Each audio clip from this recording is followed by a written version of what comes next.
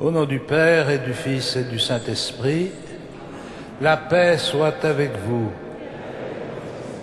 Frères et sœurs, notre assemblée de ce soir a été constituée par l'appel de l'Esprit Saint lui-même, qui nous rassemble pour faire, en ce temps, le corps du Christ ressuscité, et pour présenter à Dieu la louange du Fils, et dans la louange du Fils, la louange de tous les peuples. Nous bénissons le Seigneur qui nous rassemble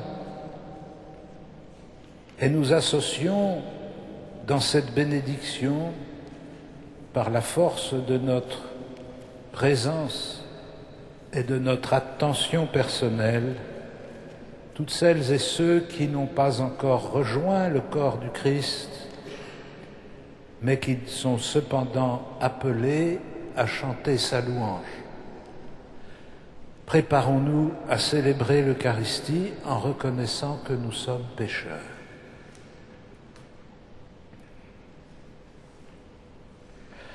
Je confesse à Dieu Tout-Puissant, je reconnais devant mes frères que j'ai péché en pensée, en parole, par action, par omission. Oui, j'ai vraiment péché. C'est pourquoi je supplie la Vierge Marie, les anges et tous les saints, et vous aussi, mes frères, de prier pour moi le Seigneur notre Dieu, et que Dieu Tout-Puissant nous fasse miséricorde, qu'il nous pardonne nos péchés et nous conduise à la vie éternelle.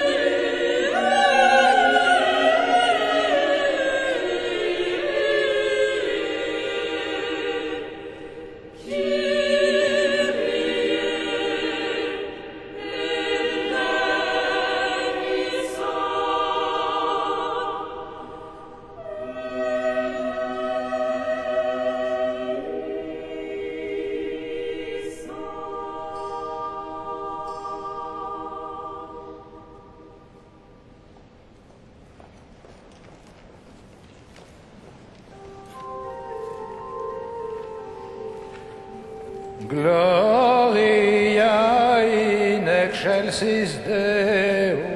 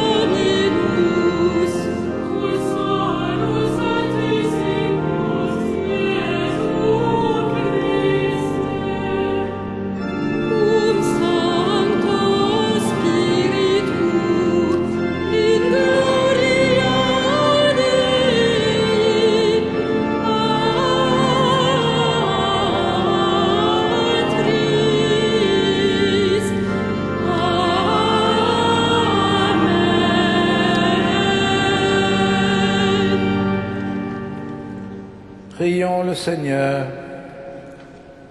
Seigneur, dans ton amour inlassable, veille sur ta famille. Et puisque ta grâce est notre unique espoir, garde-nous sous ta constante protection, par Jésus-Christ ton Fils, notre Seigneur et notre Dieu, qui vit et règne avec toi et le Saint-Esprit maintenant et pour les siècles des siècles.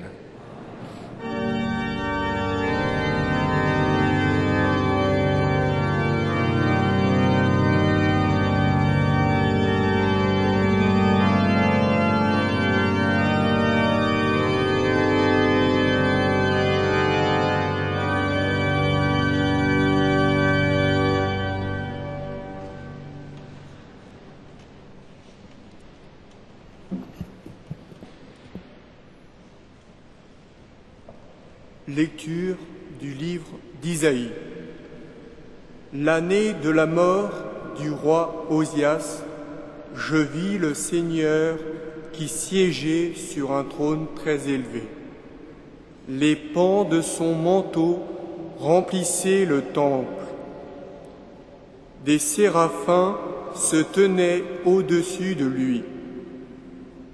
Ils se criaient l'un à l'autre: Saint, Saint, Saint le Seigneur, Dieu de l'univers. Toute la terre est remplie de sa gloire.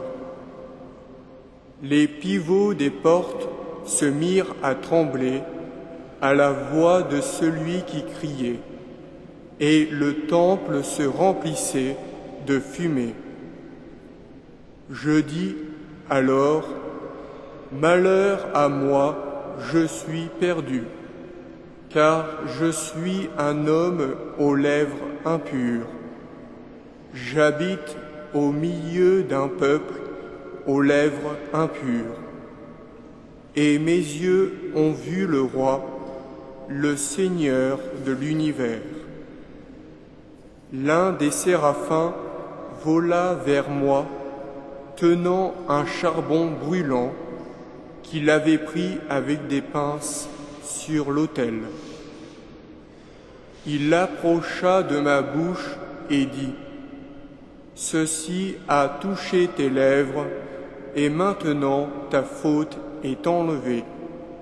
Ton péché est pardonné. » J'entendis alors la voix du Seigneur qui disait : « Qui enverrai-je ? Qui sera notre messager ? » Et j'ai répondu : « Moi, je serai ton messager. Envoie-moi. » Parole du Seigneur. Nous rendons grâce à Dieu.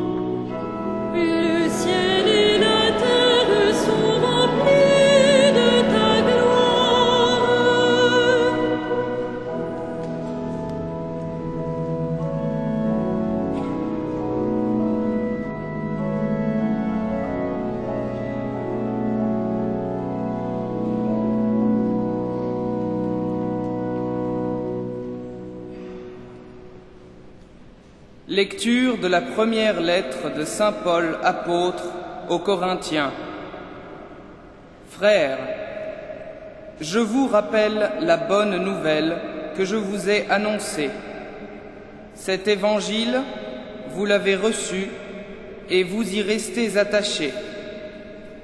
Vous serez sauvés par lui si vous le gardez tel que je vous l'ai annoncé. Autrement, c'est pour rien que vous êtes devenus croyants. Avant tout, je vous ai transmis ceci que j'ai moi-même reçu. Le Christ est mort pour nos péchés, conformément aux Écritures, et il a été mis au tombeau. Il est ressuscité le 3e jour, conformément aux Écritures, et il est apparu à Pierre, puis aux 12. Ensuite, il est apparu à plus de 500 frères à la fois. La plupart sont encore vivants, et quelques-uns sont morts. Ensuite, il est apparu à Jacques, puis à tous les apôtres, et en tout dernier lieu, il est même apparu à l'avorton que je suis. Car moi, je suis le plus petit des apôtres, je ne suis pas digne d'être appelé apôtre, puisque j'ai persécuté l'Église de Dieu. Mais ce que je le suis par la grâce de Dieu, et la grâce dont il m'a comblé n'a pas été stérile. Je me suis donné de la peine plus que tous les autres. À vrai dire, ce n'est pas moi, c'est la grâce de Dieu avec moi. Bref, qu'il s'agisse de moi ou des autres, voilà notre message, et voilà votre foi. Parole du Seigneur.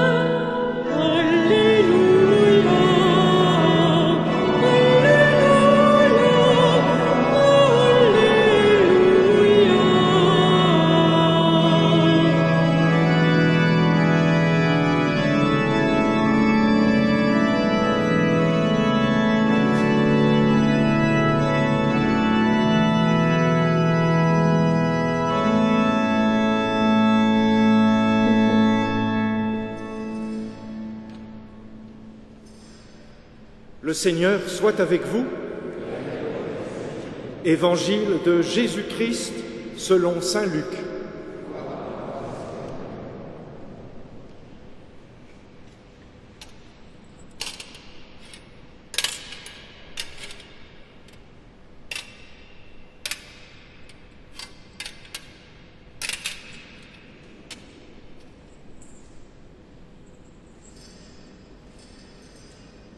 Un jour, Jésus se trouvait sur le bord du lac de Génézareth.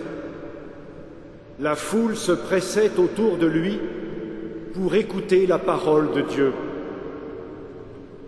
Il vit 2 barques amarrées au bord du lac. Les pêcheurs en étaient descendus et lavaient leurs filets. Jésus monta dans une des barques qui appartenait à Simon et lui demanda de s'éloigner un peu du rivage. Puis il s'assit et de la barque il enseignait la foule. Quand il eut fini de parler, il dit à Simon : « Avance au large et jetez les filets pour prendre du poisson. » Simon lui répondit : « Maître, nous avons peiné toute la nuit sans rien prendre, mais sur ton ordre, je vais jeter les filets. » Ils le firent, et ils prirent une telle quantité de poissons que leurs filets se déchiraient.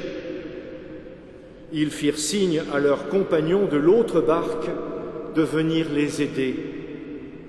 Ceux-ci vinrent, et ils remplirent les 2 barques à tel point qu'elles enfonçaient. À cette vue, Simon-Pierre tomba aux pieds de Jésus en disant : « Seigneur, éloigne-toi de moi, car je suis un homme pécheur. » L'effroi, en effet, l'avait saisi, lui et ceux qui étaient avec lui, devant la quantité de poissons qu'ils avaient prise. Et de même, Jacques et Jean, fils de Zébédée, ses compagnons. Jésus dit à Simon, « Sois sans crainte, désormais ce sont des hommes que tu prendras. » Alors, ils ramenèrent les barques au rivage et, laissant tout, ils le suivirent. Acclamons la parole de Dieu. Louange à toi, Seigneur Jésus.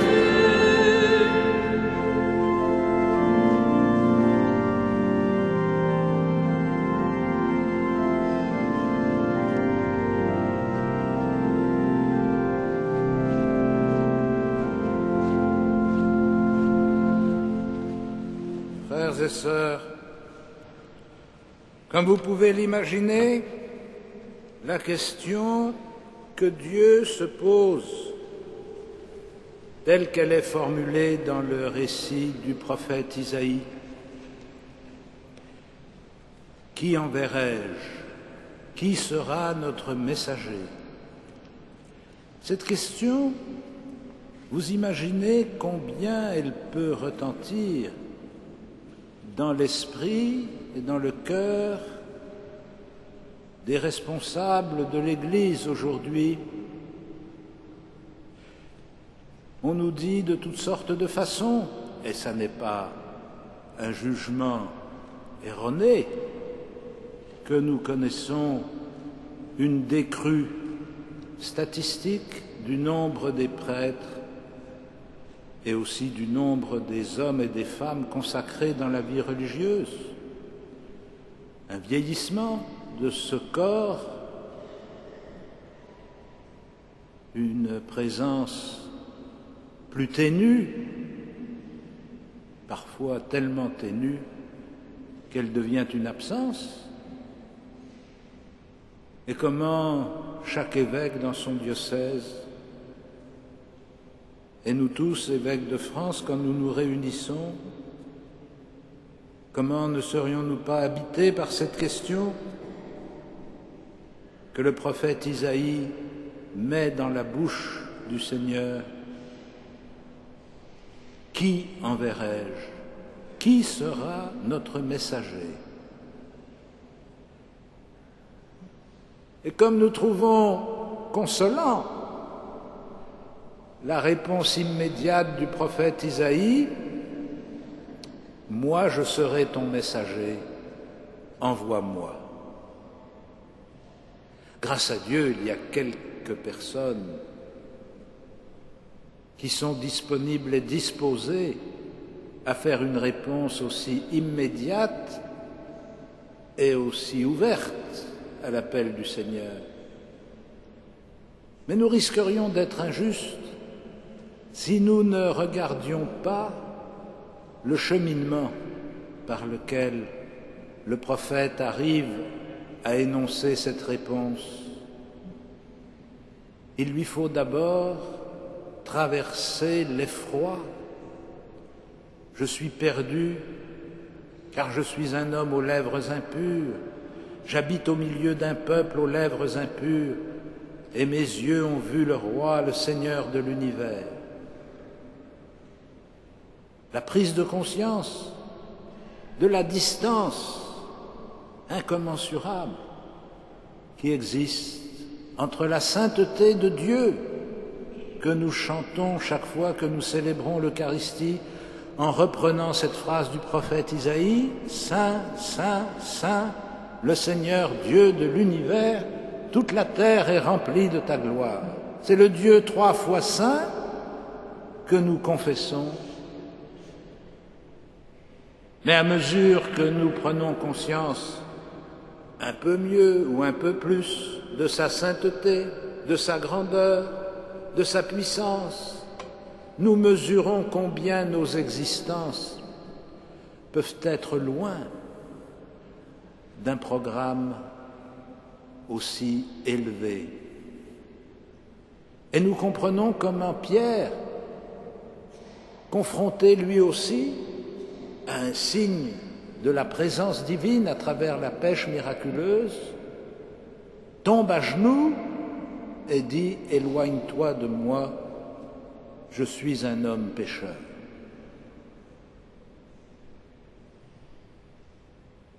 Peut-être faut-il que nous réfléchissions un peu plus profondément sur cette étape de la prise de conscience entre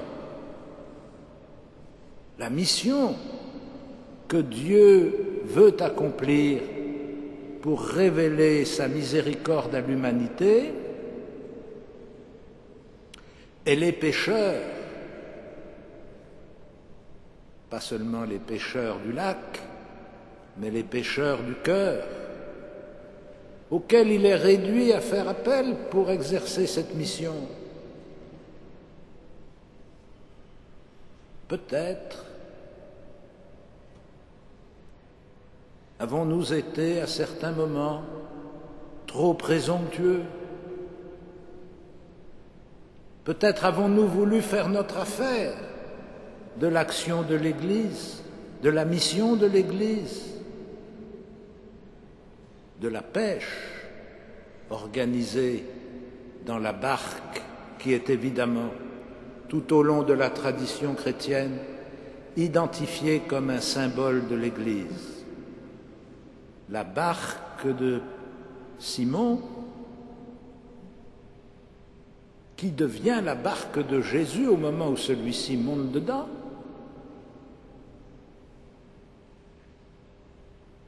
Et c'est lui qui donne la direction dans laquelle il faut avancer, et c'est lui qui indique où il faut jeter les filets. Peut-être, à certains moments, avons-nous oublié la présence du Maître dans la barque. Peut-être oublions-nous encore, à certains moments, que l'Église n'est pas un grand magasin où chacun vient faire ses emplettes et afficher son mécontentement devant la mauvaise qualité du service,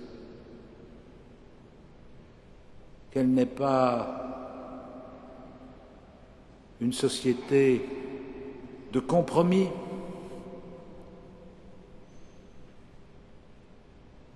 où la pression exercée suffirait à donner des arguments. Bref, qu'elle n'est pas simplement une société humaine, mais qu'elle est la barque du Christ.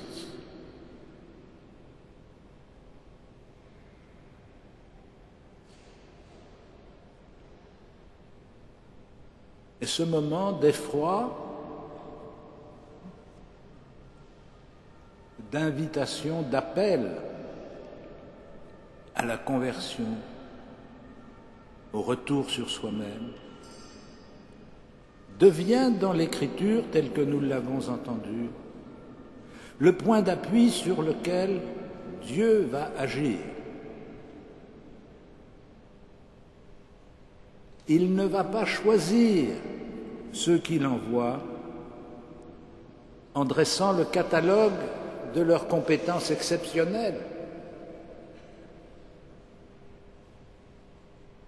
ni moins encore de leurs vertus extraordinaires. Il va les choisir pauvres et pécheurs, pour que, selon la manière dont Paul nous explique les choses, il n'y ait de doute dans l'esprit de personne. Ça n'est pas de nous que vient la parole que nous donnons, ça n'est pas de nous que vient la promesse que nous partageons, ça n'est pas de nous que vient l'espérance que nous annonçons, c'est de Dieu. Et pour qu'il n'y ait aucun doute, Dieu choisit des faibles instruments. Non pas pour les enfoncer, ni pour dévaloriser leur mission, mais pour mieux faire apparaître la puissance de la grâce à travers leur histoire. Celui qui persécutait les disciples devient ainsi l'avorton, le plus petit d'entre les apôtres, lui qui n'est pas digne d'être appelé apôtre. Et Jésus dit à Pierre, « Sois sans crainte, désormais ce sont des hommes que tu prendras. » Je vous propose, frères et sœurs, que nous prolongions cette méditation en l'appliquant chacun et chacune à notre propre vie. Qui suis-je pour être témoin du Christ? Qui suis-je pour annoncer l'Évangile? Qui suis-je pour devenir un apôtre ou un missionnaire?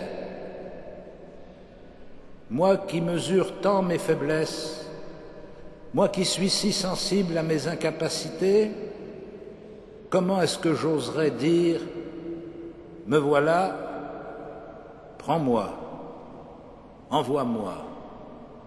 Évidemment, nous ne pouvons pas le dire si nous ne sommes pas transformés profondément par la grâce de Dieu, si nous ne sommes pas soulevés par cette grâce de Dieu.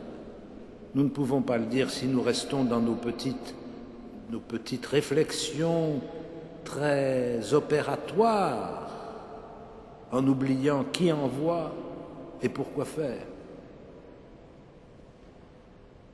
De chacun et de chacune d'entre nous qui participons chaque dimanche à l'Eucharistie, Dieu peut faire des témoins de la foi. Chacun et chacune d'entre nous peut être purifié s'il regrette le mal qu'il a fait et s'il change de vie. Chacun et chacune d'entre nous peut être relevé s'il est tombé à genoux comme Pierre.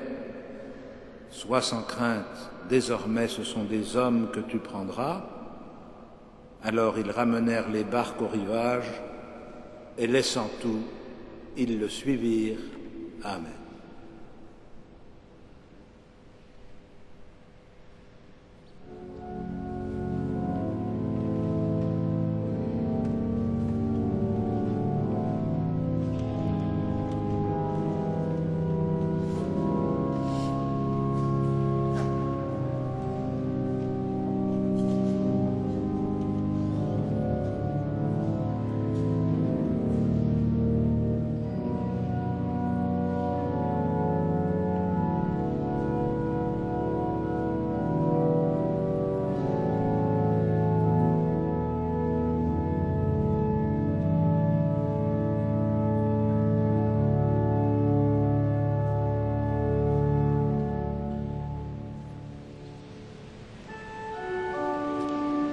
Credo in unum Deum.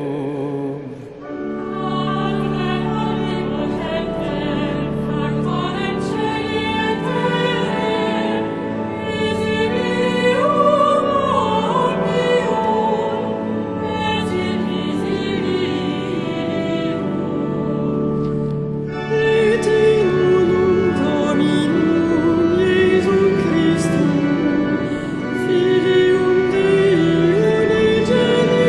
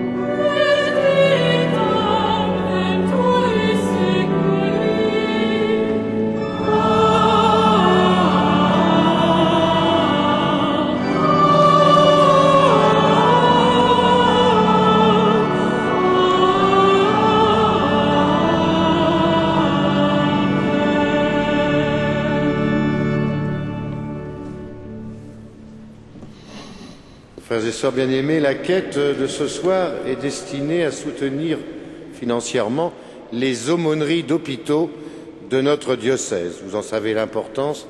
Merci de votre générosité et de faire bon accueil à nos bénévoles.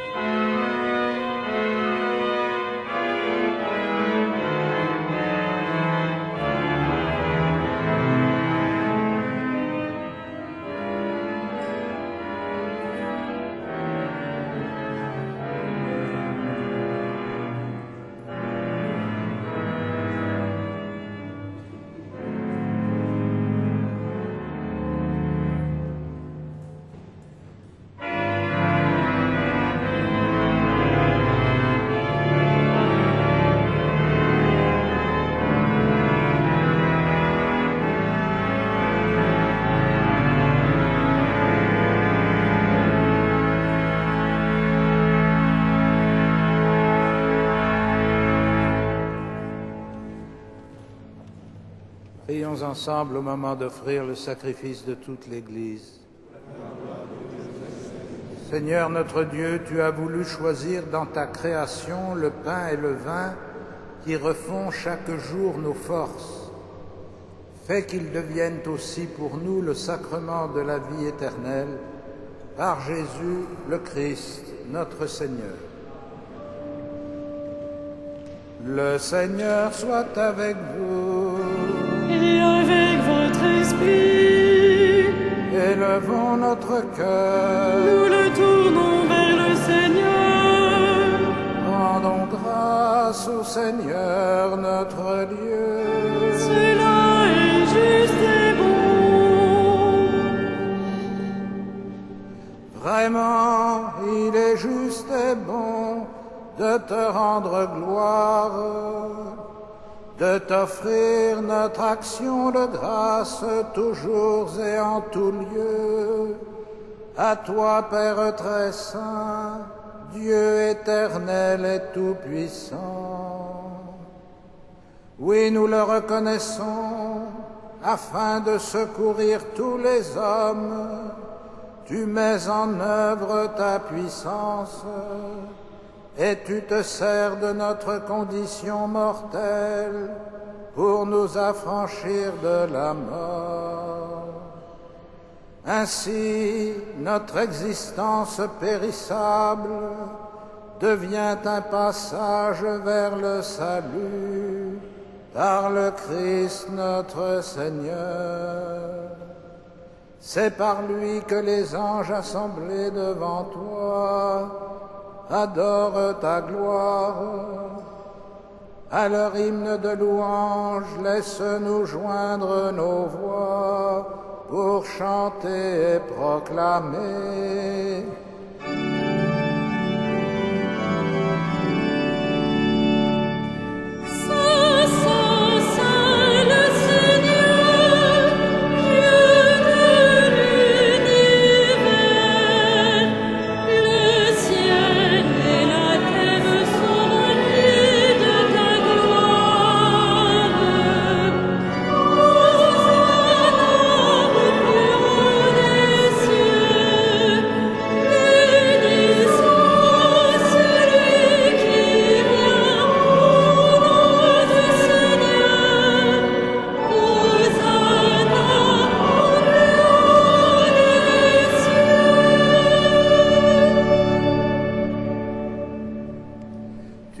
Saint Dieu de l'univers, et toute la création proclame ta louange, car c'est toi qui donnes la vie, c'est toi qui sanctifies toutes choses, par ton Fils Jésus-Christ, notre Seigneur, avec la puissance de l'Esprit Saint. Et tu ne cesses de rassembler ton peuple afin qu'il te présente partout dans le monde une offrande pure. C'est pourquoi nous voici rassemblés devant toi, et dans la communion de toute l'Église, en ce premier jour de la semaine, nous célébrons le jour où le Christ est ressuscité d'entre les morts. Par lui que tu as élevé à ta droite, Dieu Tout-Puissant, nous te supplions de consacrer toi-même les offrandes que nous apportons. Sanctifie-les par ton Esprit pour qu'elles deviennent le corps et le sang de ton Fils Jésus-Christ notre Seigneur, qui nous a dit de célébrer ce mystère.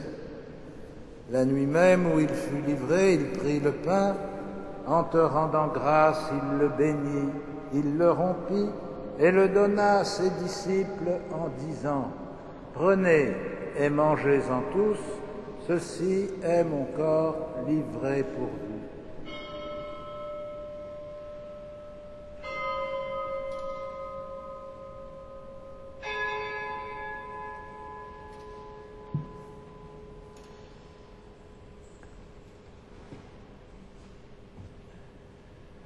De même, à la fin du repas, il prit la coupe, en te rendant grâce, il la bénit et la donna à ses disciples en disant : « Prenez et buvez-en tous, car ceci est la coupe de mon sang, le sang de l'alliance nouvelle et éternelle, qui sera versé pour vous et pour la multitude en rémission des péchés.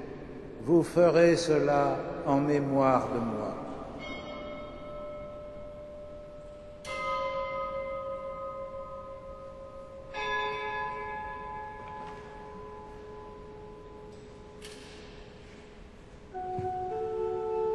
Il est grand le mystère de la foi.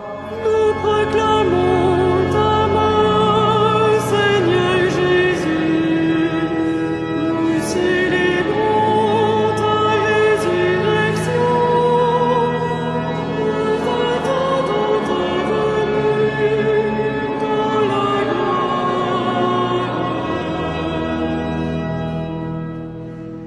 En faisant mémoire de ton Fils, de sa passion qui nous sauve, de sa glorieuse résurrection et de son ascension dans le ciel.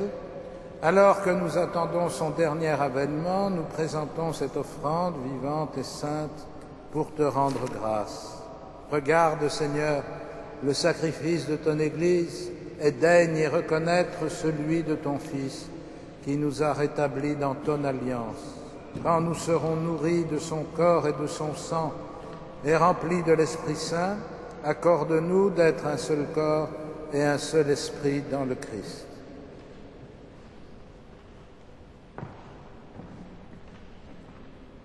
Que l'Esprit Saint fasse de nous une éternelle offrande à ta gloire, pour que nous obtenions un jour les biens du monde à venir, auprès de la Vierge Marie, la bienheureuse Mère de Dieu, avec les apôtres, les martyrs, Saint Denis et tous les saints qui ne cessent d'intercéder pour nous.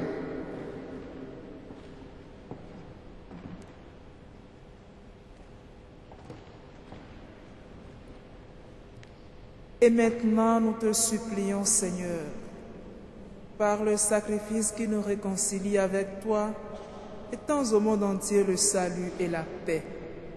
Affermis la foi et la charité de ton Église au long de son chemin sur la terre. Veille sur ton serviteur, le pape Benoît, et notre évêque André, ses auxiliaires, l'ensemble des évêques, les prêtres, les diacres et tout le peuple des rachetés. Écoute les prières de ta famille assemblée devant toi et ramène à toi, Père très aimant, tous tes enfants dispersés.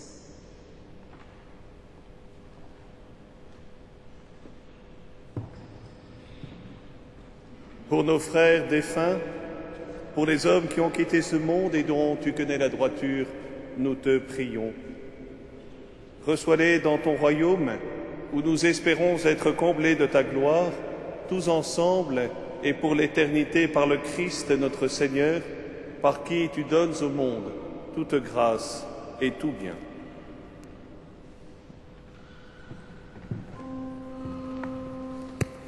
Par lui, avec lui et en lui.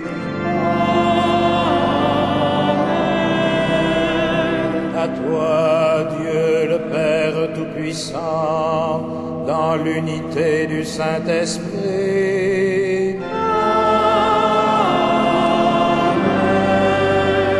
Tout honneur et toute gloire pour les siècles des siècles.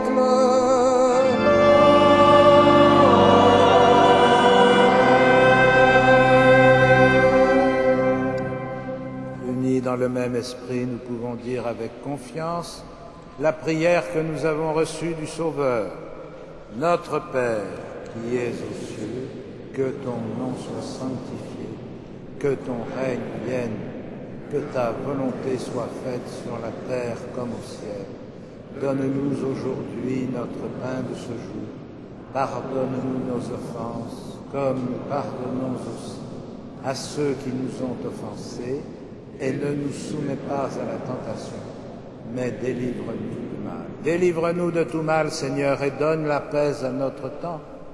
Par ta miséricorde, rends-nous libres du péché. Rends-nous forts devant les épreuves en cette vie, où nous espérons le bonheur que tu promets et l'avènement de Jésus-Christ, notre Sauveur.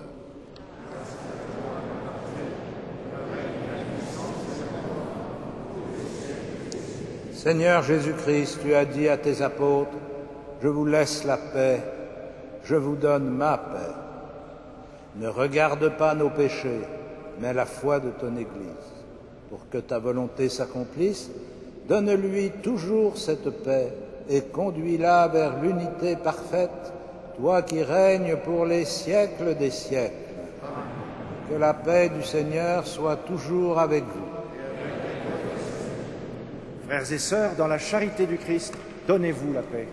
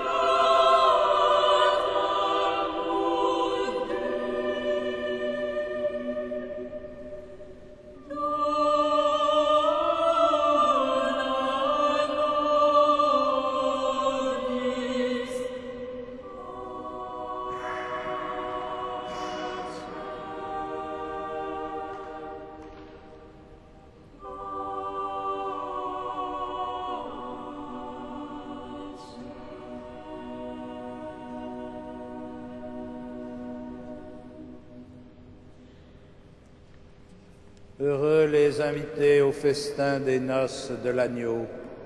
Voici l'agneau de Dieu qui enlève le péché du monde. Seigneur, je ne suis pas digne de te recevoir, mais dis seulement une parole et je serai guéri.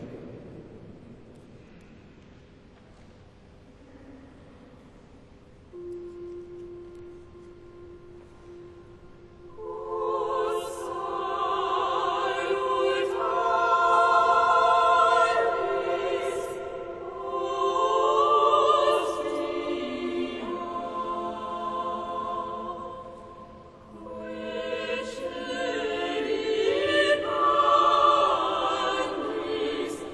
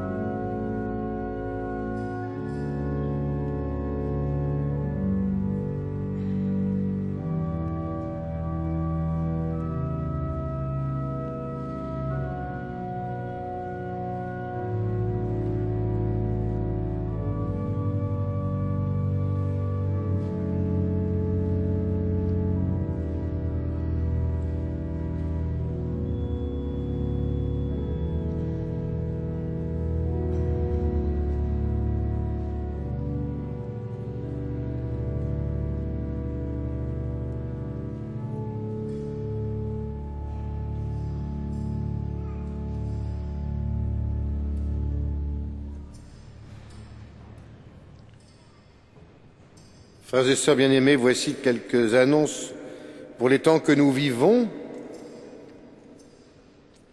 Tout d'abord, dans la semaine qui vient, le jeudi 11 février, ce sera la fête de Notre-Dame de Lourdes, chère à notre cœur. Ce sera aussi la 18e journée mondiale des malades, pourrons y penser. Il y aura l'adoration du Saint-Sacrement à 19h, à la fin de la messe du soir. Nous pourrons aussi rendre grâce pour le 5e anniversaire de la nomination par le pape Jean-Paul II de Monseigneur XXIII comme archevêque de Paris.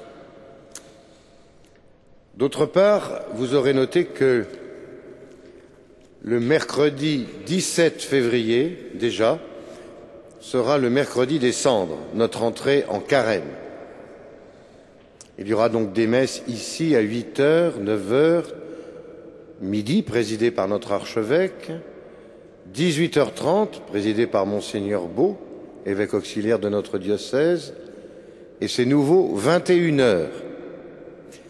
À chacune de ces messes, nous pourrons recevoir, bien sûr, les cendres et aussi communier.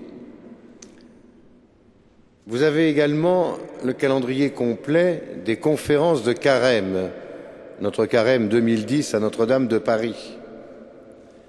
Le thème, c'est Vatican II, une boussole pour notre temps. Vous verrez l'ensemble de ces conférences. Je note simplement que cette année, bien sûr, elles ont lieu à 16h30, ici, à Notre-Dame, en même temps qu'en direct sur France Culture et en direct aussi sur KTO Télévision. Mais c'est nouveau. Aussitôt après la conférence, il y aura un débat, ici même, à Notre-Dame, à 17h15, suivi des vêpres qui auront lieu à 18h et de la messe, habituellement présidée par l'archevêque, à 18h30. Notez bien ces nouveaux horaires. Enfin, vous pourrez retenir le mardi 16 février à 20h30. Ce sera un concert à Notre-Dame de chant grégorien, Mater Salvatoris. Vous pourrez prendre des billets à l'accueil comme d'habitude. Je termine en vous rappelant l'importance de l'appel qui vous est adressé, qui s'appelle « Donner, recevoir », le denier de l'Église. Tout diocèse, toute paroisse, toute communauté chrétienne a besoin de moyens pour vivre, spécialement évidemment la cathédrale qui a beaucoup de charges. Vous pourrez lire le papier que nous avons fait avec M. Gros, vice-président du Conseil financier. Vous verrez que nous avons perdu en 2009 10% de nos recettes. Et je vous invite bien sûr à rejoindre tous ceux qui, depuis des années, donnent au denier de l'Église pour la cathédrale. Il y a des nouveaux chaque année, une cinquantaine, soixantaine l'an dernier. Et donc j'espère que tout cela fera des grandes rivières. Sachez simplement que quand on reçoit 5 € dans une enveloppe, c'est pas tout à fait ça qui peut payer le chauffage. Une journée ici, c'est 800 € par jour, l'hiver bien sûr. Merci de ce que vous pourrez faire pour répondre à cette demande et cet appel où votre générosité est sollicitée une fois encore. Nous nous levons pour terminer ensemble notre prière.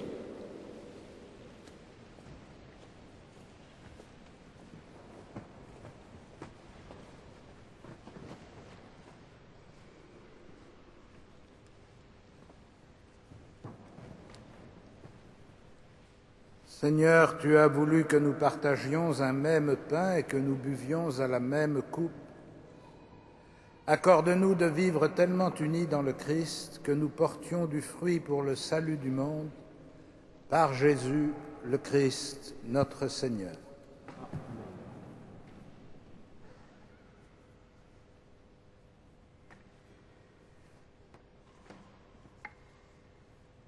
Le Seigneur soit avec vous et que Dieu Tout-Puissant vous bénisse, le Père, le Fils et le Saint-Esprit. Amen. Allez dans la paix du Christ. Nous rendons grâce à Dieu.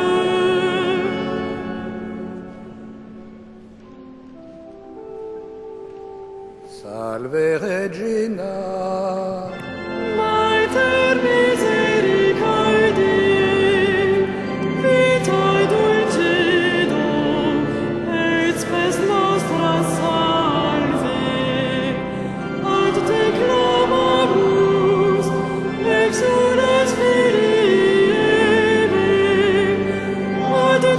suspira